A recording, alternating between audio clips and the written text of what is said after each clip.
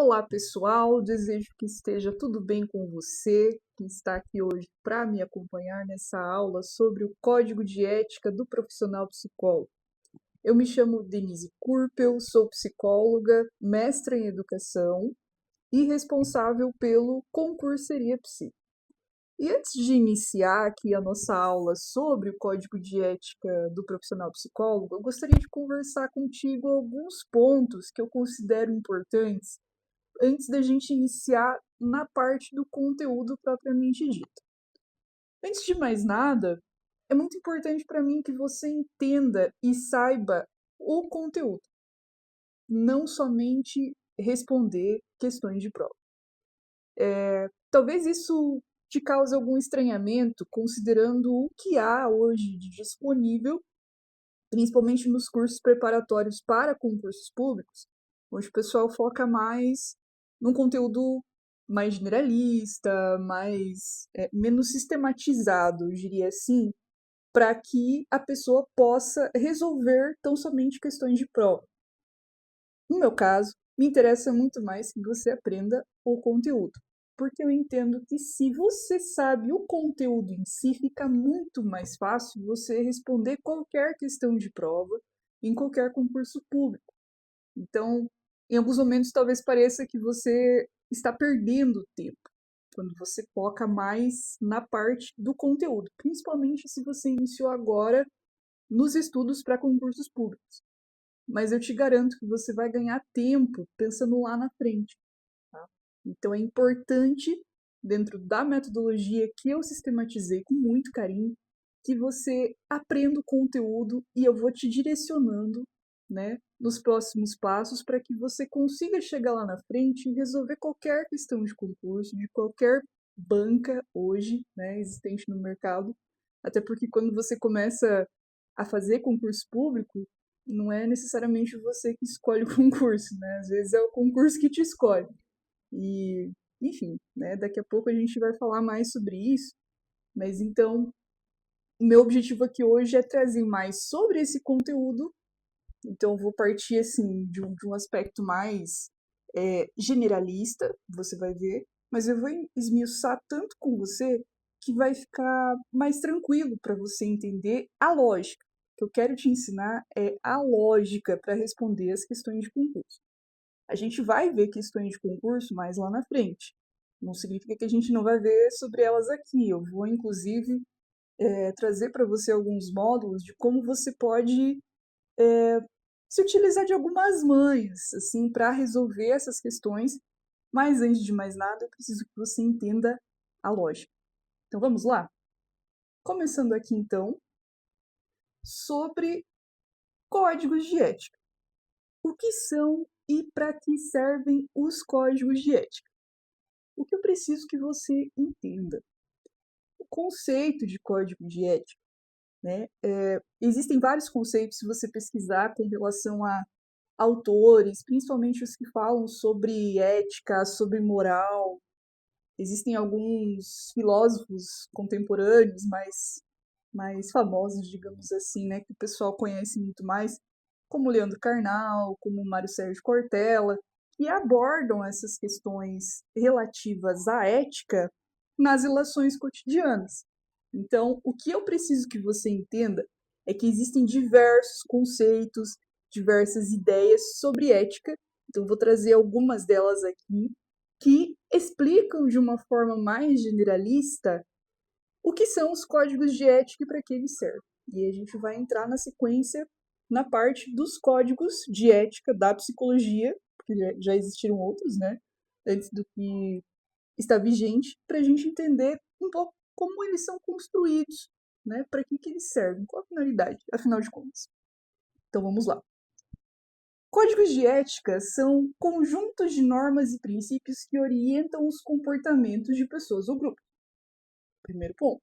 Então, existem códigos de ética de cada profissão, cada uma tem o seu, e isso dá alguns direcionamentos para os profissionais atuarem dentro dos seus contextos de atuação. Existem códigos de ética, por exemplo, dentro das empresas, dentro de organizações, que para que o funcionário, o colaborador, ele possa fazer parte dessa organização, ele precisa seguir algumas linhas, né? Que orientam a atuação dessa pessoa dentro desse contexto.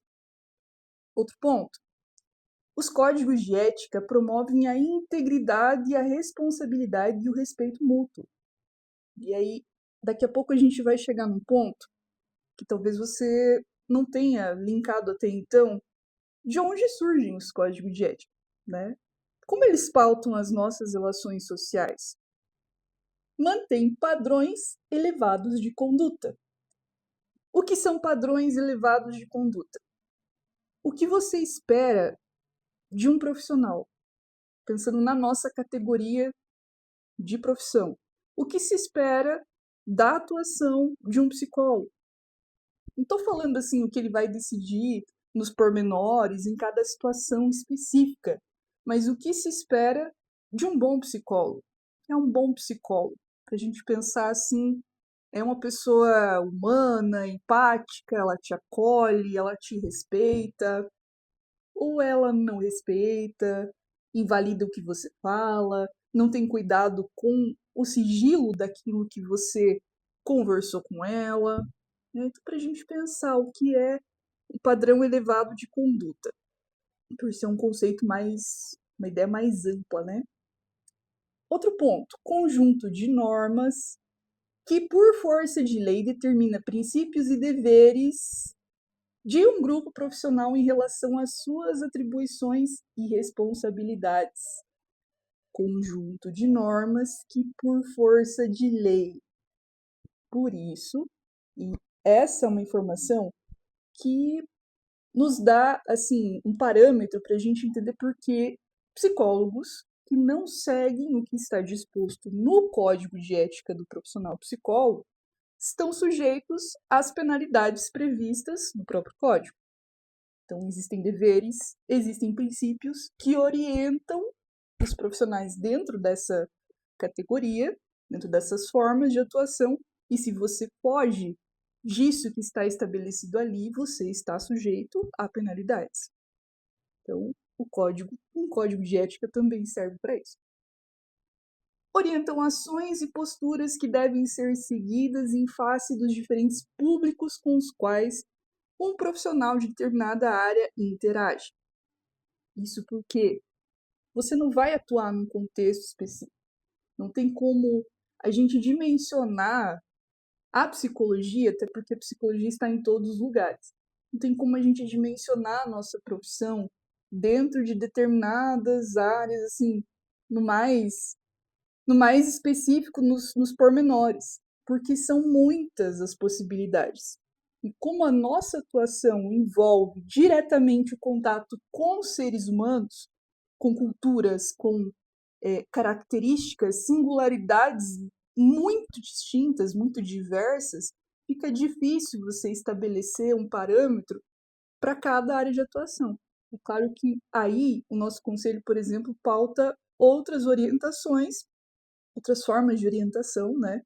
Como, por exemplo, a partir das notas técnicas que nos dão os direcionamentos mais específicos, caso as pessoas tenham mais dúvidas de que caminhos, de que condutas devem ter frente a determinadas situações, como é o caso das resoluções que falam sobre a atuação com bissexuais, com pessoas LGBTs, né, que seria uma resolução à parte sobre a população bissexual, LGBTs, questões étnico-raciais, né, dentro dos contextos de psicologia jurídica, como perito, como assistente técnico.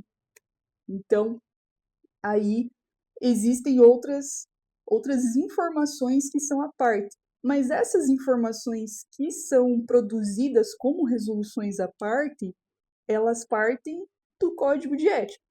Por isso que, assim, na minha percepção, código de ética é a base. Você consegue, assim, aprender e ter um direcionamento muito mais ampliado se você consegue observar esses pontos e colocar em prática.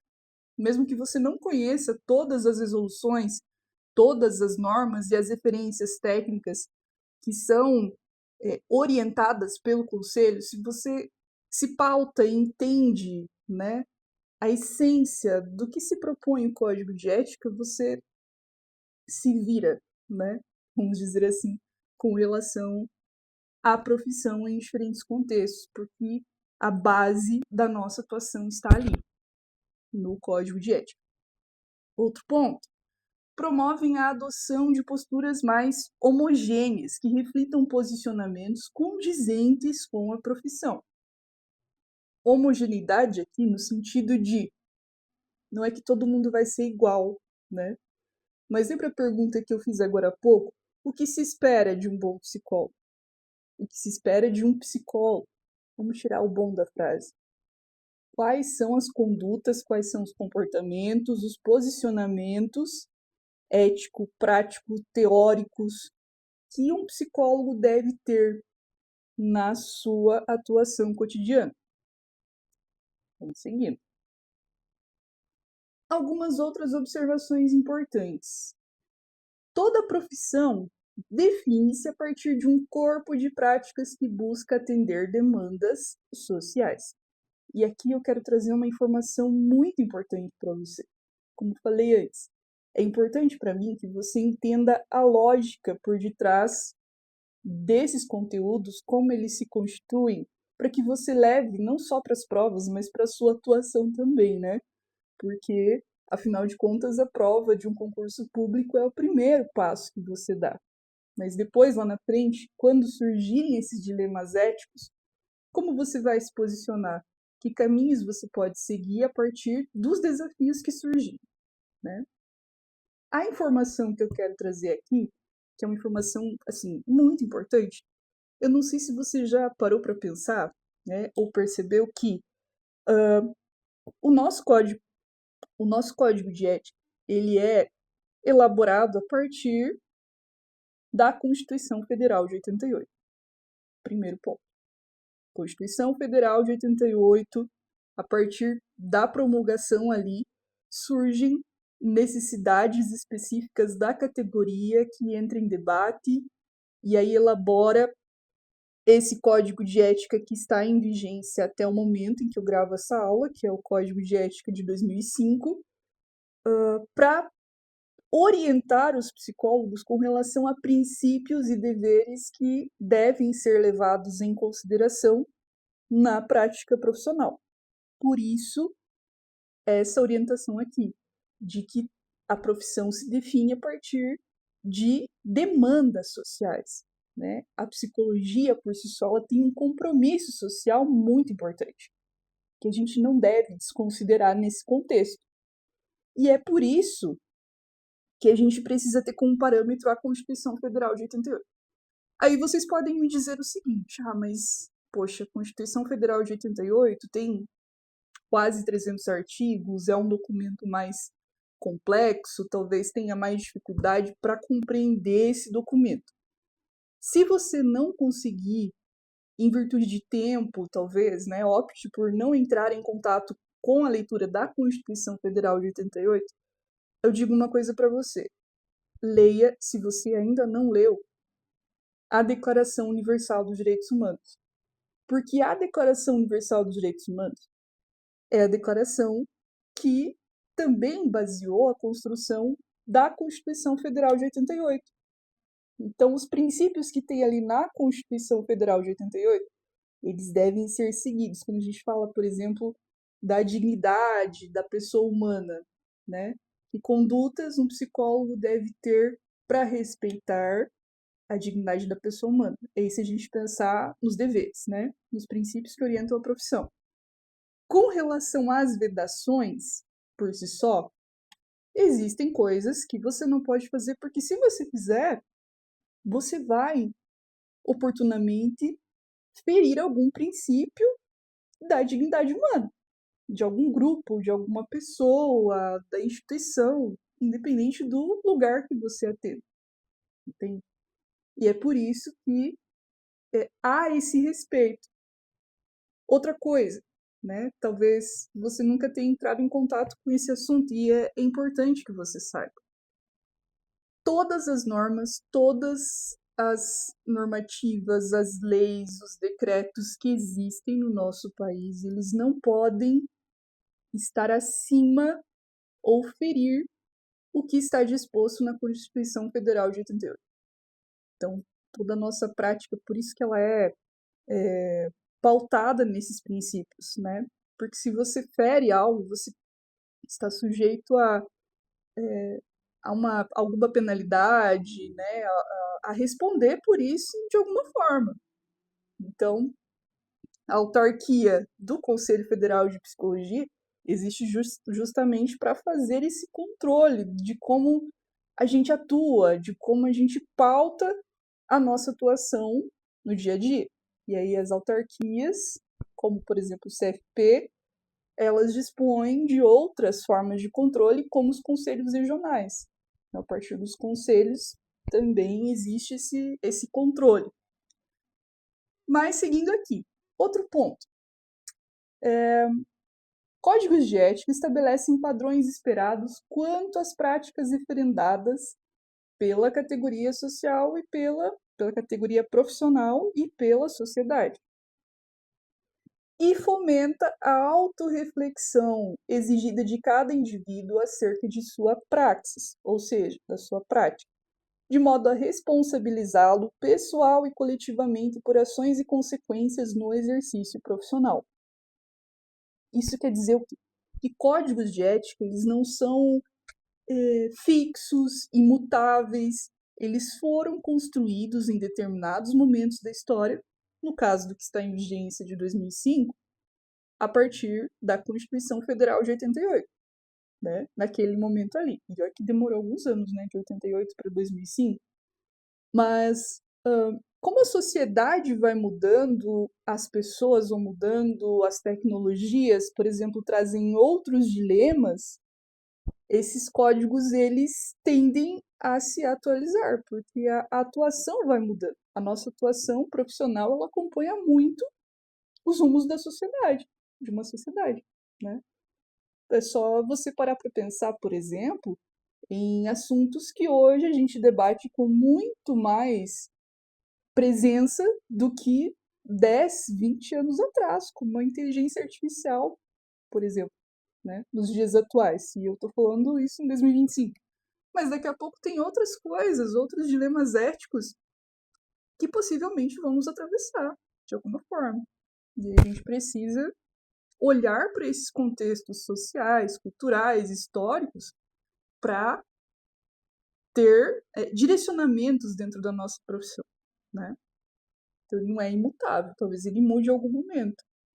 E os dilemas, né, o que está ali disposto de 2005 para cá, muita coisa aconteceu. Mas a gente precisa ler o que está ali e trazer para o nosso contexto. Por isso que ele promove uma autorreflexão, um pensamento crítico mesmo, do que você faz, do que você pode fazer, de quais são os melhores recursos que você tem à tua disposição frente àquela demanda que solicita que você tome uma decisão, né? Uma postura. Outra questão. A missão primordial não é normatizar a natureza técnica do trabalho, e sim a de assegurar, dentro dos valores relevantes para a sociedade e para as práticas desenvolvidas, um padrão de conduta aqui, né, que fortaleça o reconhecimento social daquela categoria. Ora, se há uma necessidade de fortalecimento, se há, né, um desejo de que a psicologia se fortaleça e seja cada vez mais visibilizada a partir como ciência, né, como profissão, então isso vai se construindo, isso vai se desenrolando na medida que a sociedade caminha, nós também, dentro da nossa atuação, produzimos psicologia. E espera-se que exista minimamente um padrão, né? Como eu falei antes, o que se espera de um psicólogo, vai por esse caminho, né? E é isso o que fortalece uma categoria profissional. Mais para frente, em outras aulas, a gente pode discutir mais sobre isso. Bom, até aqui eu falei sobre códigos de ética de forma geral. A partir daqui, eu vou começar a falar para você sobre o código de ética do profissional psicólogo. Mas isso a gente vai fazer na próxima aula. Até mais!